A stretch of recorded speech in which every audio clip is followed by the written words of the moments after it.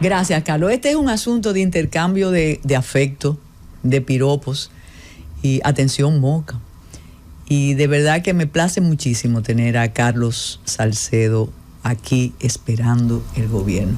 Él ha hecho un pacto ahí por el acueducto de Moca. Son unas aguas muy importantes y tú, en lugar de madurar, tú estás rejuvenecido. Y sé de tu trabajo, sé de tu entrega, sé de tus viajes, sé de tus estudios, pero la verdad que no parece los 45 años que tienes. Te conservas muy bien. Pero con Carlos Salcedo, aparte de hablar de toda una historia dedicada al quehacer jurídico, dedicada a intentar transformar el quehacer jurídico, es un hombre de duras batallas en los estrados.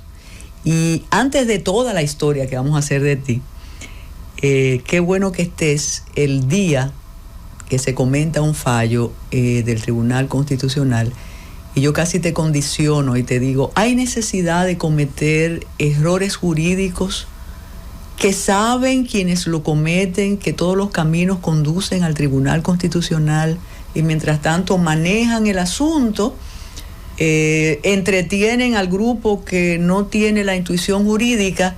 Y también un pensamiento, Carlos, ¿dónde están los asesores jurídicos de esta administración? Por favor, me refiero al fallo del Tribunal Constitucional, que dice que la resolución del Ministerio de Trabajo, ratificando algunas disposiciones del Código y reconociendo derechos a las trabajadoras del hogar, no se adecúa a la Constitución de la República. Me imagino que ya leíste el dispositivo y que estás preparando tu próximo artículo. Bienvenido, Carlos. Mira, Carmen, primero tengo que agradecerte, porque los afectos son tan sinceros, tan profundos, de tanto tiempo, y que en mi caso particular es de tanta admiración, respeto por lo que haces, por lo que escribes, el aporte que eso significa. La necesidad del pensamiento crítico, de un pensamiento que en democracia abierta como la nuestra, con debilidades, tanto se necesita. Y estos espacios también, pues lógicamente tengo que felicitarte. Y rescatar lo que somos, amigos, pero al mismo tiempo preocupados por el mejor destino de este país. Mira, cuando eso se planteaba, eso fue público. No solamente cuando el presidente de la República asistió a que se anunciara al país la resolución, quiero decir con mucha humildad que yo trabajé por mucho tiempo el derecho del trabajo. De hecho, yo tengo 2 obras en materia de derecho del trabajo y de la seguridad social y el derecho penal del trabajo.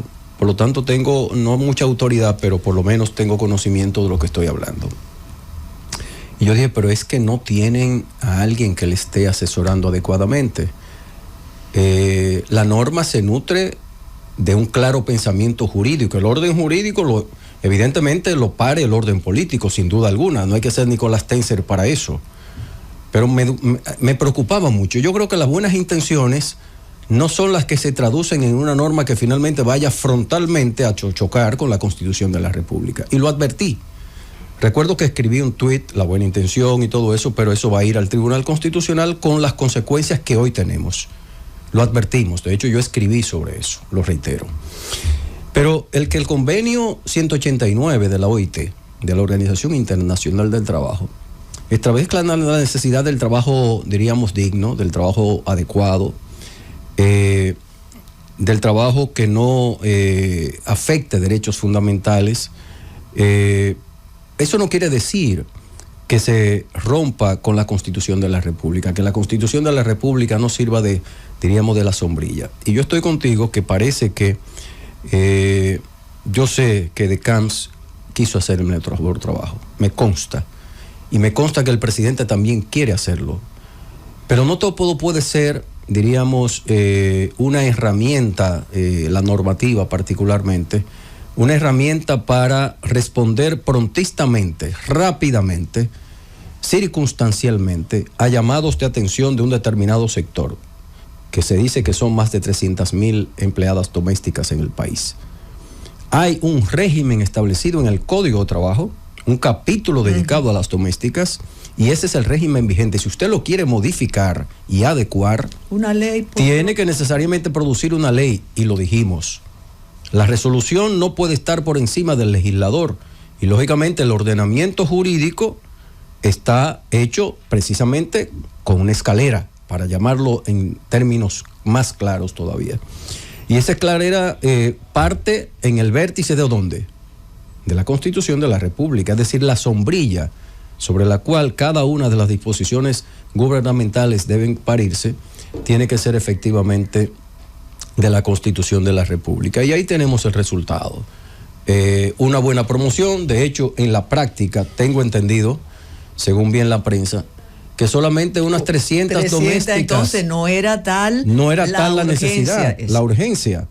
Vamos a hacerlo bien, yo le decía, hagámoslo bien, la buena intención se puede traducir, y de hecho yo no creo que hubiera en ese momento impedimento para que pasara una legislación por el Congreso Nacional. Quizá el temor también de que, como se está hablando de una reforma al Código de Trabajo hace mucho tiempo, finalmente en el Congreso se quiere hacer otras modificaciones, se quieran hacer parches, poner parches a un código de trabajo que necesariamente tenemos que adecuar a la realidad laboral de hoy día.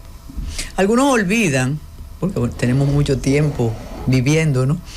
Que tú participaste con mucho denuedo y esfuerzo en organizaciones de la sociedad civil que han tenido que ver con toda la transformación jurídica.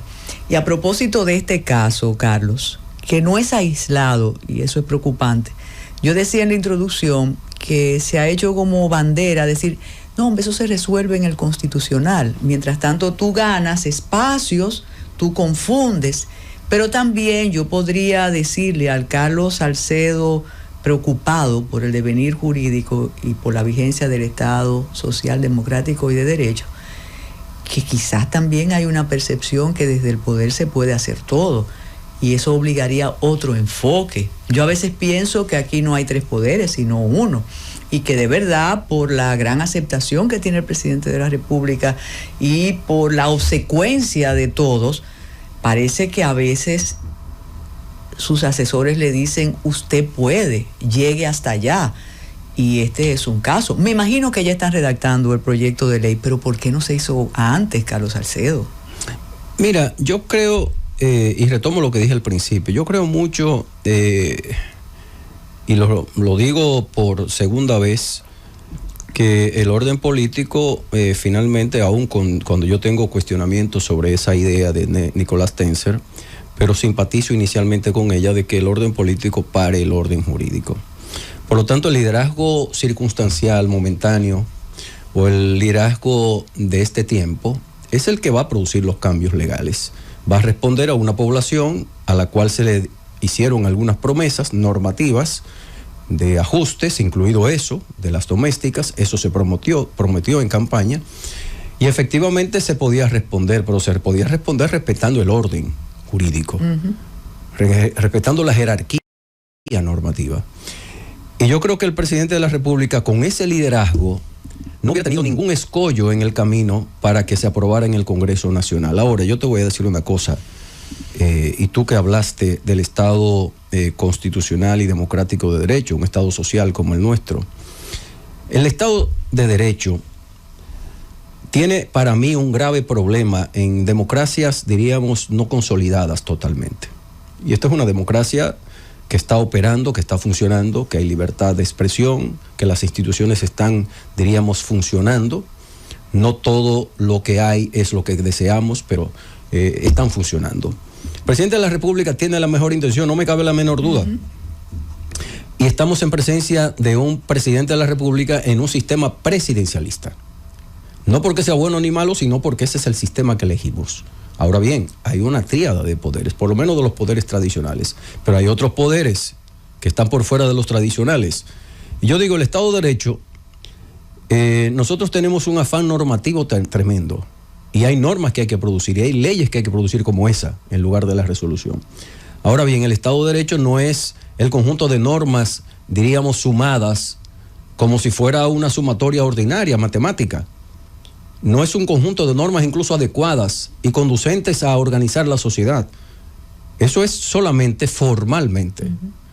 El orden jurídico que el Estado de Derecho procura es un orden jurídico que se traduzca en el derecho de la ciudadanía, asentado finalmente en la Constitución de la República y en los instrumentos internacionales.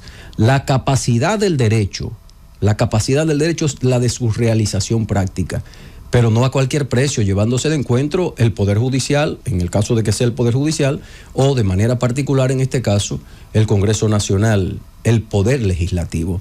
Y creo que esa falta de, diríamos, de visión calmada, sosegada, tranquila, de los que han hecho esta norma, como otras, no le ha permitido entender que estamos en una democracia donde hay un Estado de Derecho, que la gente procura que sea materialmente visible, no formalmente. Yo no gano nada con tener una ley que finalmente no se aplique. Ya tú lo dijiste. ¿Cuánta gente se inscribió en la Tesorería de la Seguridad Social? ¿Cuántos patronos, para llamarle, verdad?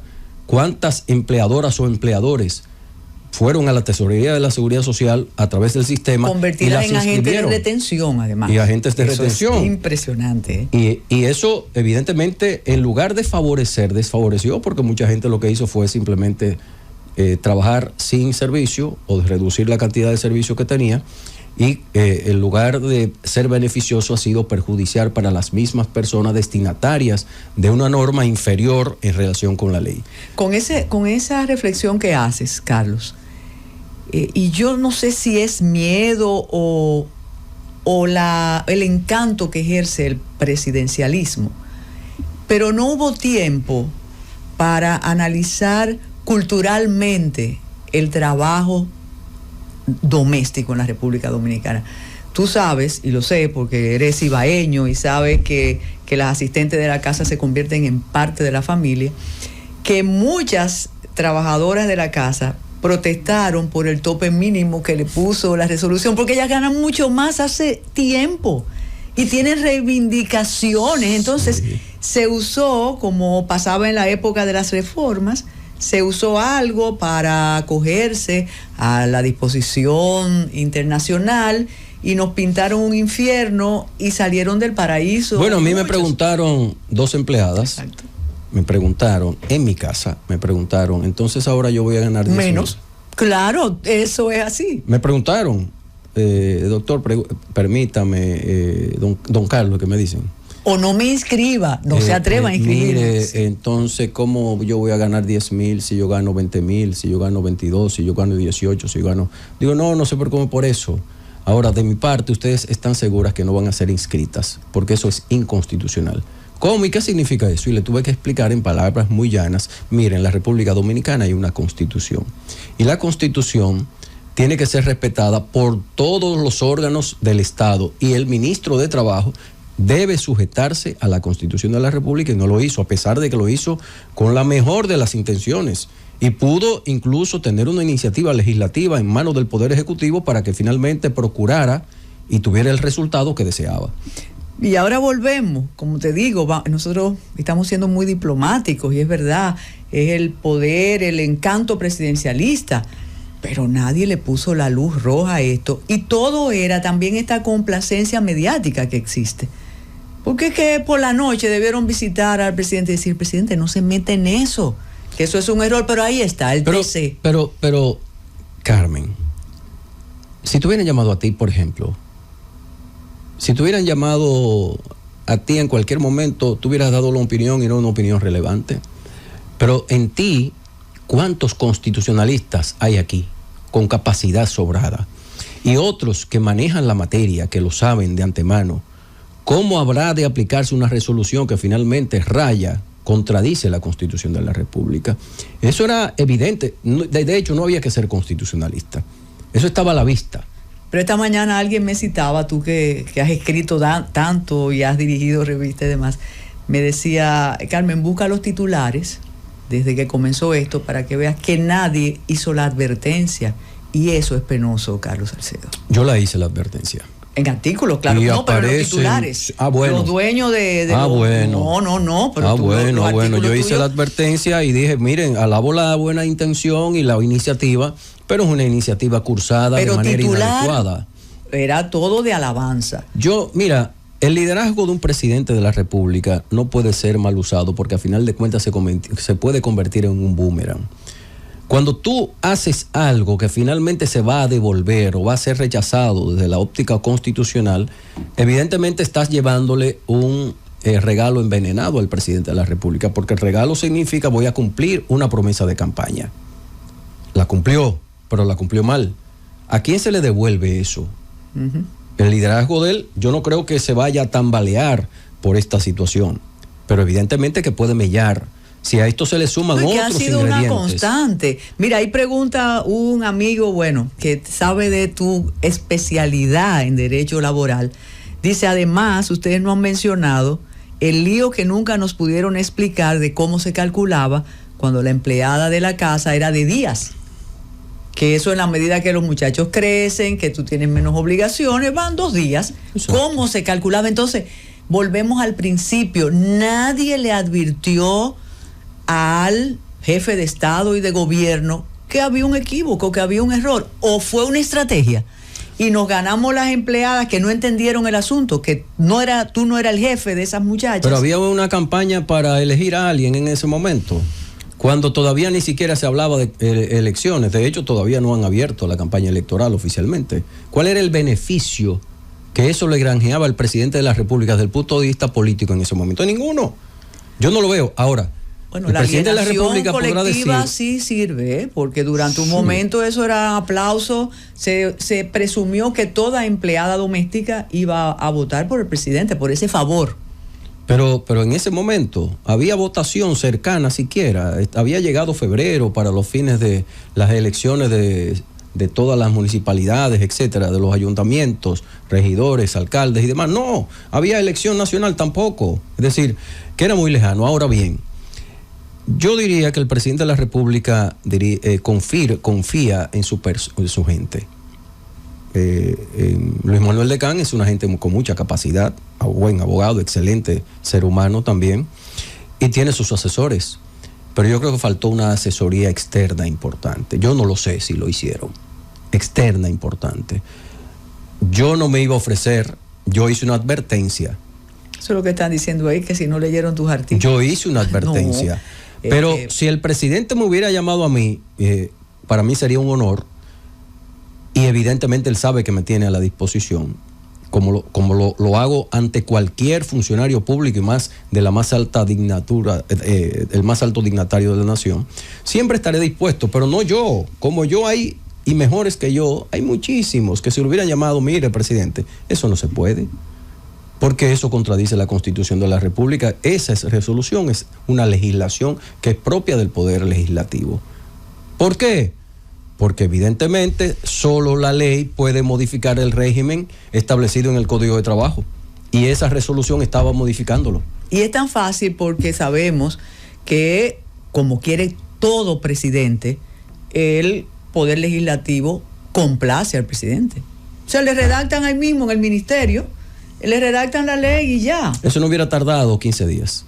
Levantan la mano todo, desde antes. Va a la Cámara de Diputados se reúne, Alfredo Pacheco, que es un líder tremendo ahí, que sabe armar inmediatamente cualquier respuesta. El ministro, política, que es el presidente del Senado, yo le digo que les parece más ministro que presidente del Senado. Yo sé que a ti no te gusta meterte en rojo. No, pero bueno, yo, Carmen, tú sabes que yo opino de todo un poco, con responsabilidad.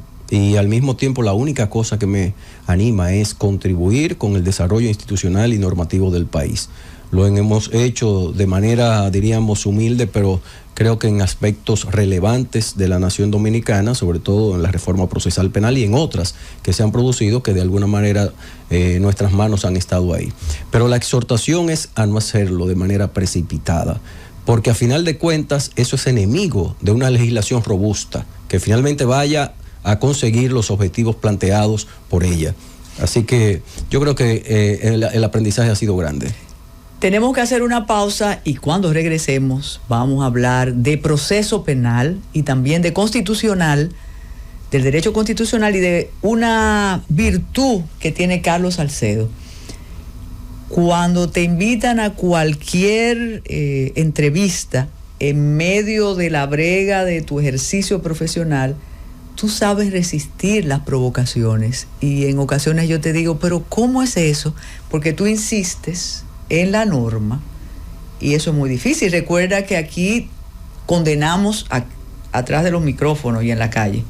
Pero tú cada vez que te preguntan, tú sigues usando el código que tienes debajo del brazo y yo digo, ¿cómo este hombre puede? Pero Francis nos pide una pausa y regresamos de inmediato.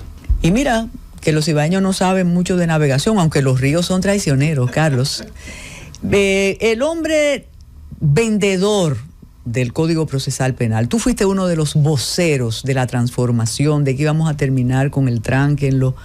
No me digas que hay que reformarlo otra vez, pero ahí volvemos a la importancia del poder y de manejar principios fundacionales y fundamentales, como la presunción de inocencia, el debido proceso. ¿Qué está pasando en la actualidad? Estamos olvidando un poquito las leyes, el proceso penal se está utilizando una palabra muy dominicana, acotejando la coyuntura, y ustedes tienen que sudar bastante cuando quieren esgrimir principios y le dicen, no, hombre, pero ustedes están defendiendo una serie de delincuentes, de ladrones, de asesinos. ¿Cómo se vive el momento jurídico en el país ahora mismo? Estamos en un momento de mucha incertidumbre, de mucha duda sobre las competencias de las instituciones que rigen el sistema judicial en la República Dominicana para poder dirimir adecuadamente y civilizadamente las diferencias que en este caso se plantean a propósito de un proceso judicial.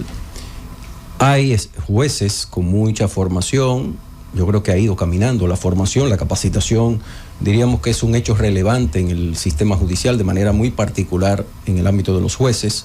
Hay ministerios públicos muy formados, pero hay mucha deformación también, diríamos, en el camino, en la formación de los ministerios públicos. Diríamos que hay una graduación masiva de ministerios públicos, de una parte con mucha formación, pero más que todo con una rapidez o una prontitud o una necesariedad de graduaciones y de títulos más que de formación de contenido.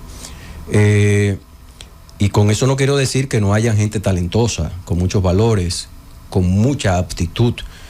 Sin embargo, este es un momento muy delicado porque el arma de reglamento de todo actor del sistema judicial, de manera particular de los jueces, de los fiscales en sentido general, es el orden jurídico y sobre todo la concepción clara de que el proceso penal, el Código Procesal Penal, la norma penal en sentido general, el Código Penal incluso en el ámbito sustantivo, en el ámbito formal el primero, son instrumentos de limitación del Estado. Se entiende que el Código Procesal Penal y el Código Penal son instrumentos para la persecución de la criminalidad.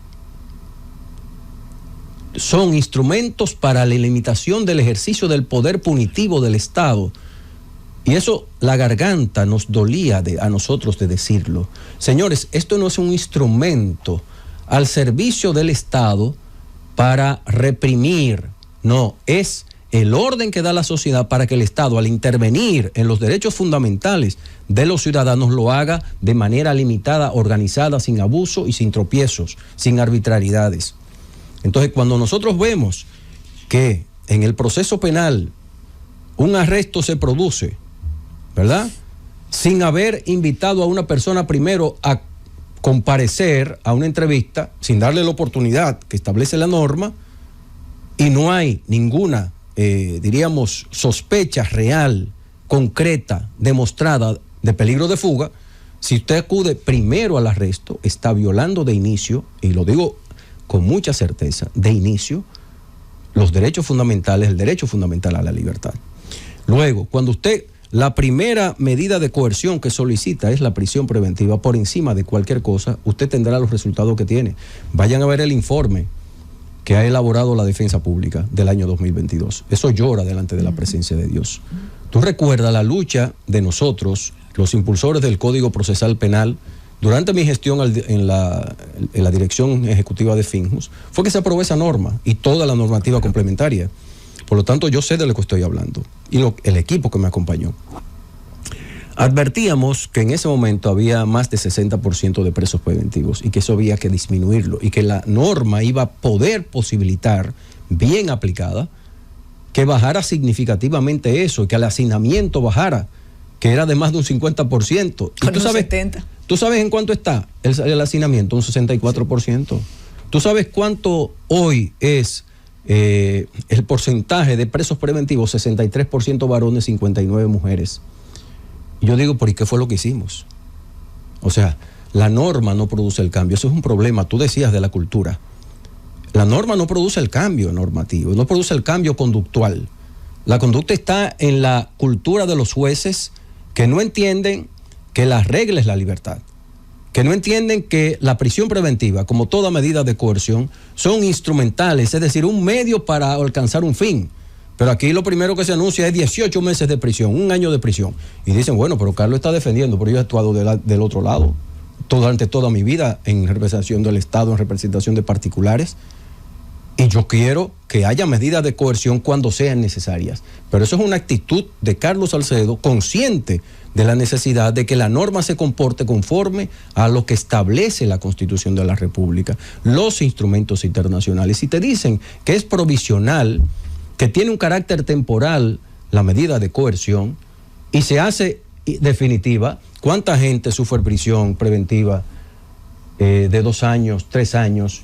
Ahí hay 1.800.000 millones de garantías económicas dictadas contra presos preventivos que no han podido pagar eso. Están ahí, en las cárceles dominicanas, porque son de imposible cumplimiento. ¿De dónde deviene esa decisión? ¿Quién la dio?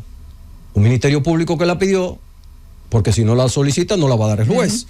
Y un juez que consintió en eso, cuando efectivamente a lo mejor no se le ha demostrado eso. Por lo tanto, estamos en un momento de mucha duda sobre lo que puede ocurrir en el ámbito de los derechos fundamentales, sobre todo de quienes están en un proceso judicial, en un proceso penal. Carlos Salcedo, yo recuerdo aquellas entrevistas cuando tú presidías Finjus y aquella ilusión salvadora con el Código Procesal. Cómo eso iba a cambiar el tránquenlo. Estaba muy ligado a lo político, a la restricción de las libertades, a todo aquello del enemigo político. Cuando comenzó la nueva norma había una gran esperanza. También se demonizaba la jurisdicción de instrucción. Se decía que aquello era inquisitorial. Lo lamentable es darse cuenta que todo aquello cayó en la nada. Con una agravante, y ahí sí te voy a provocar, aunque tú eres improvocable. Los grupos sociales que abogaban por ese código garantista realmente, ahora celebran la conculcación de derechos de sus adversarios políticos y el país sigue tranquilo. Y lo que has mencionado, que era un punto indiscutible de nuestra conversación, el asunto del hacinamiento carcelario. Óyeme, después de ese informe y de la constancia en el periódico Listín Diario repitiendo las cifras del horror, aquí no hay ninguna conmoción, Carlos Salcedo. Eso es una basura humana que está ahí almacenada, que además delinque desde ahí. ¿Y dónde están las organizaciones que en ese tiempo que mencionas precisamente abogaba por la defensa de los derechos de cada uno de nosotros? ¿Qué nos pasó? Es un clima de inseguridad jurídica que hay ahora mismo. Yo pienso que hay gente que desde el punto de vista de los principios se comportan de manera circunstancial. En el Cibao le decimos asigún. Es decir, trabajamos por la sociedad civil, trabajamos por los derechos, pero en la medida en que nos sirvan a nuestro traje, en la medida en que de alguna manera en lo político, en lo ideológico, respondan a cuestiones que son nuestras, no las que corresponden a un Estado de Derecho, las que corresponden a un ordenamiento jurídico que tenga evidentemente por base la Constitución y los instrumentos internacionales de derechos humanos. Los derechos humanos no son para los desconocidos. Los derechos humanos tienen un nombre particular.